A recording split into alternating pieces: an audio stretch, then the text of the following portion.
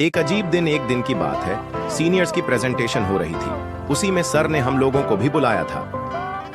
हम सब seminar hall पहुंचे। उसके बाद प्रेजेंटेशन शुरू हुई सीनियर्स की।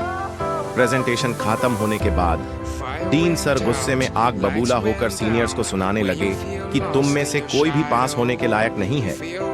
उसी बीच एक टीचर ने हम लोगों के अटेंडेंस के लिए सीआर से कहा कि आज की 3 अटेंडेंस लगा देना सभी स्टूडेंट्स का।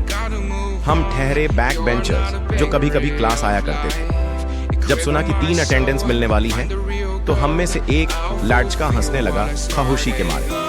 तभी डीन सर की नजर उस पर गई। डीन सर ने उसे खड्डा करवा कर पूछा, क्यों हंस रहे हो? उस लाडडिक्के ने कहा, सर कुछ नहीं, एक बात याद आ गई। तभी डीन सर ने कहा, हमें भी वह बात बताओ, हम लोग भी हंस ले। उसी बीच क्लास टीचर ने कहा डीन सर से कि ये लोग कभी क्लास करने आते ही नहीं हैं, इनका क्या करना है? तभी हम लोगों को सबके सामने खड़ा करवा दिया गया और पूछने लगे, बताओ तुम क्लास कितने दिन आए हो? मैंने कहा 3 महीने में से 1 महीना। तभी दूसरे लाड डीएचके से पूछ बैठे कि तुम्हारी कितनी अटेंडेंस है?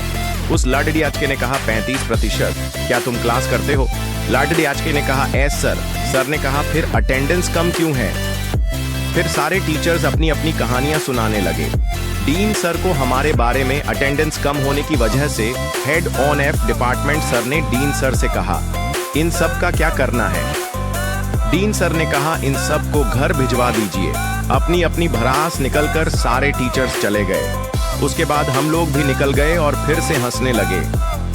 मोरल ऑन एफ थे स्टोरी, जिंदगी कैसी भी चल रही हो, हंसना जरूरी है।